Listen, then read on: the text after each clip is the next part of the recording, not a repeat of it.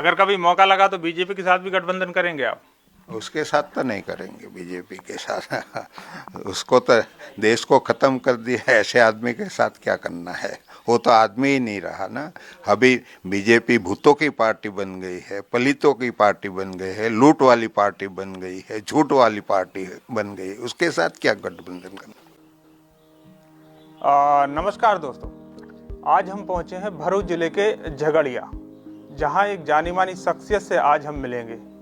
हमने, जैसा कि आप जानते हैं और हम आपको बता देते हैं कि 1990 से राजनीति में सक्रिय हैं और यहाँ लगातार विधायक रहते हैं।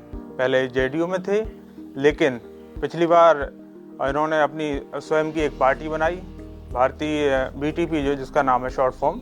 सर, सबसे पहले हम यही पूछना चाहेंगे कि आदिवासियों के लिए आप जो कर रहे हैं, क्या कहना चाहेंगे उस पर? पहले तो आपका धन्यवाद हमारी बात ले जाने के लिए। ट्राइबल को जिस तरह से वो लोग यूज कर रहे हैं, अब भारत की आज़ादी मिलने के बाद जो ट्राइबल के साथ हुआ है वो बहुत गलत हुआ है। वो चाहे कोई भी सरकार हो, कांग्रेस हो, बीजेपी है। मेरा मानना है कि हमारा जो अधिकार है आदिवासियों का, संवैधानिक अधिकार, वो अभी तक फॉलो नहीं किया उन लोगों ने, किसी को बताया नहीं और बताते भी नहीं है ना। उसका प्रचार करना चाहिए। उसको क्या प्रावधान है इसमें संविधान में, वो बताना चाहिए और उसका इम्प्लीमेंट करना चाहिए। सब जगह पे ट्राइबल का तो है एडवाइजरी बोर्ड, सब स्टेट में, तो उसका चेयरमैन भी आदिवासी बनाना चाहिए ना। वो बनाते नहीं है ना, दूसरे लोग आ जाते हैं। तो हमारा जो बजट है हमारा डेवलपमेंट के लिए, वो तो खाने की बात है ना। वो लोग ओझा कर जाते हैं ना, कोई भी सरकार। इसलिए हमारा डेवलप हुआ नहीं है ना। हमारे पास शिक्षा भी नहीं है ना। हमारा जो जंगल, हमारी जमीन सब छीनी जाती है ना विकास के नाम पे। देखो, वो स्टैच्यू ऑफ यूनिटी बनाया सरदार साहब के नाम पे, और वो सरदार साहब के नाम पे ट्राइबल को खत्म करने की साजिश है। उसको शिकार बनाया है ट्राइबल को। वो धीरे धीरे उसको वो खा रहे हैं। दरअसल मेरा ये मानना था कि जैसे कि इतनी विश्व की सबसे ऊंची प्रतिमा बनाई, तो पूरा भारत उस पर गर्व कर रहा है, तो क्या आदिवासियों को उस पर गर्व नहीं करना चाहिए? अरे, जहाँ लोग भूखे मरते उसके पास शिक्षा नहीं है, तो इतनी बड़ी वो जो मूर्ति बनाई है उसका क्या मतलब है। आदमी शिक्षा में आना चाहिए, उसको जानकारी मिलनी चाहिए, उसका जमीन रहना चाहिए। इतनी बड़ी मूर्ति बना के उसका शोषण करने की बात जो कर रहे हैं, वो कैसे चल सकता है मेरे। जैसे कि अभी गुजरात का हाल ही में बजट पेश हुआ है, उसमें लगभग 2000 करोड़ रुपए आदिवासियों को दिए गए।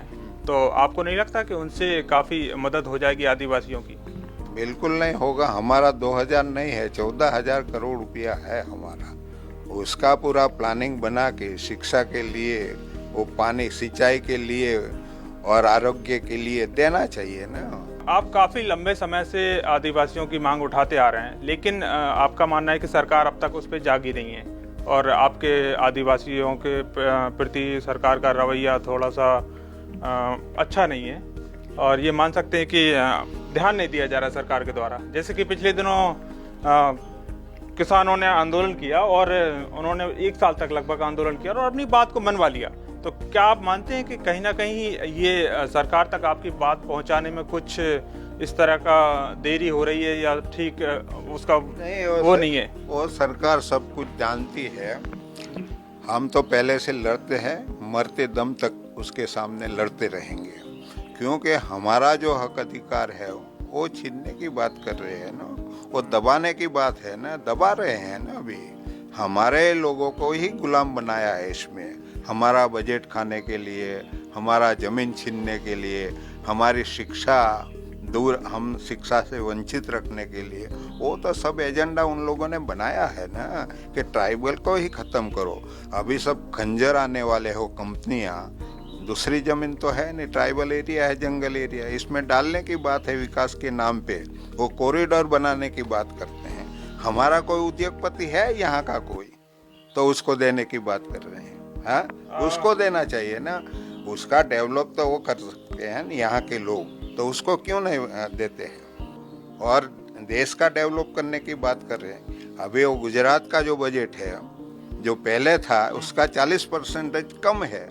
अभी आबादी बढ़ी है, उसकी डिमांड बढ़ी है, तो कम क्यों करते हैं? क्योंकि वो पैसा लेकर चले जाते हैं, सब हमारा ही बजट खाते हैं ना।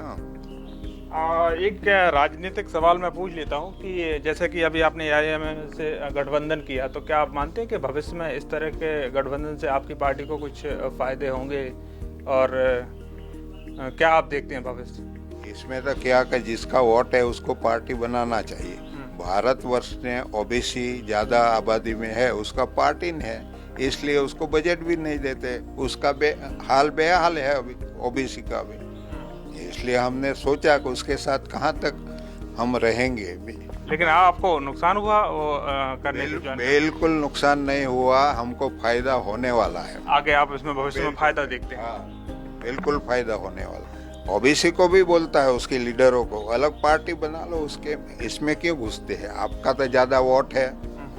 अगर ओबीसी अलग पार्टी बना लेती है, वो लोग लघुमती लोग अलग बना लेते हैं, तो जो पार्टी है ना कांग्रेस बीजेपी के पास, उसके पास तो खाली डब्बा ही रह जाएगा। हाँ, अभी हाल में जैसे कि रूस और यूक्रेन का युद्ध छिड़ा हुआ है, आप जानते हैं, सभी जानते हैं। तो भारत के लिए उसमें नुकसान ये कि हमारे भारतीय स्टूडेंट कुछ फंसे हुए हैं, कुछ बाहर निकल के दूसरे देशों की सीमाओं में आ रहे हैं। बहुत बड़ा ऑपरेशन गंगा चलाया जा रहा है, ऐसा बीजेपी कह रही है। तो क्या आप इसको सफल मानते हैं? अरे भाई, गंगा शुद्ध नहीं करी तो गंगा के नाम पे वो कहाँ बचाने वाले हैं लोग? काफी स्टूडेंट्स को वापस लाया जा रहा है, इवैक्यूएट किया जा रहा है। इसके घर आंगने ही बनाना चाहिए ना, उसको नीट में उसको फेल करके बेचारे बच्चे लोग वहाँ चले जाते हैं। अभी दुनिया की स्थिति तो बहुत खराब है, कभी भी कहाँ भी वॉर हो सकता है, तो वहाँ तो सेफ नहीं हो सकते हैं ना। पहले थी, उसको तो पता था, पूरी दुनिया जानती थी कि भाई युद्ध होने वाला है। वो तो रसिया ने बता दिया था कि हम इस पर हमला करने वाले हैं। हाँ, तो निकाल लेना चाहिए ना। अभी फूल देकर क्या करने वाले? उसका जान चला जाता है, तो फूल देकर जान थोड़ी आती है। नहीं, इस तरह का अंदेशा था पहले।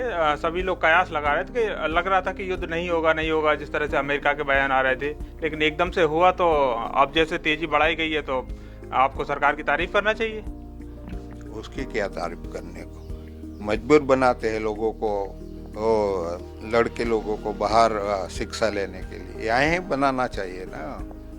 प्रोफेसर नहीं हो तो बाहर से ला के पढ़ाना चाहिए ना, इंफ्रास्ट्रक्चर बना देना चाहिए। क्यों बाहर भेजते हैं?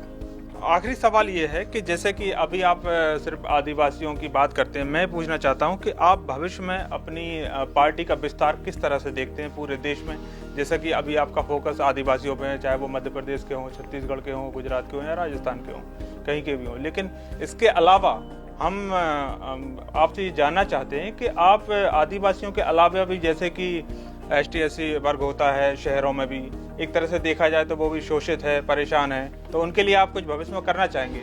थोड़ा अपने बताइए। मैं लड़ता भी हूँ और लड़ूंगा भी इसके लिए। और जो क्या बताए, पार्टी का तो विस्तार हो जाने वाला, मैं नहीं करने वाला हूँ, लोग खुद कर लेंगे, इतना उसका व्याप हो जाएगा। आप उसको स्वयं करेंगे कि इस तरह से जैसे गठबंधन किया, गठबंधन को बढ़ाते जाएंगे? देखते हैं, जैसा समय आता है, कोई एरिया कैसा बनता है, वहाँ कौन काम करता है, इस पर हम सोचेंगे। अगर कभी मौका लगा तो बीजेपी के साथ भी गठबंधन करेंगे आप? उसके साथ तो नहीं करेंगे, बीजेपी के साथ उसको तो देश को खत्म कर दिया है, ऐसे आदमी के साथ क्या करना है? वो तो आदमी ही नहीं रहा ना। अभी बीजेपी भूतों की पार्टी बन गई है, पलितों की पार्टी बन गई है, लूट वाली पार्टी बन गई है, झूठ वाली पार्टी बन गई, उसके साथ क्या गठबंधन करें? बहुत बहुत धन्यवाद, आपने काफ़ी बेबाकी से अपने सवालों के जवाब दिए, और हम आपसे आगे भी मिलते रहेंगे, इस तरह से चर्चा करते रहेंगे। हाँ, मैं आखिरी मेरा सवाल है, आपके पास समय नहीं है इसलिए जल्दी से आंसर दे सकते हैं कि आगामी जो दिसंबर में चुनाव होने वाले हैं गुजरात में, विधानसभा चुनाव, तो उनमें किस तरह की क्या तैयारियां आपकी हैं?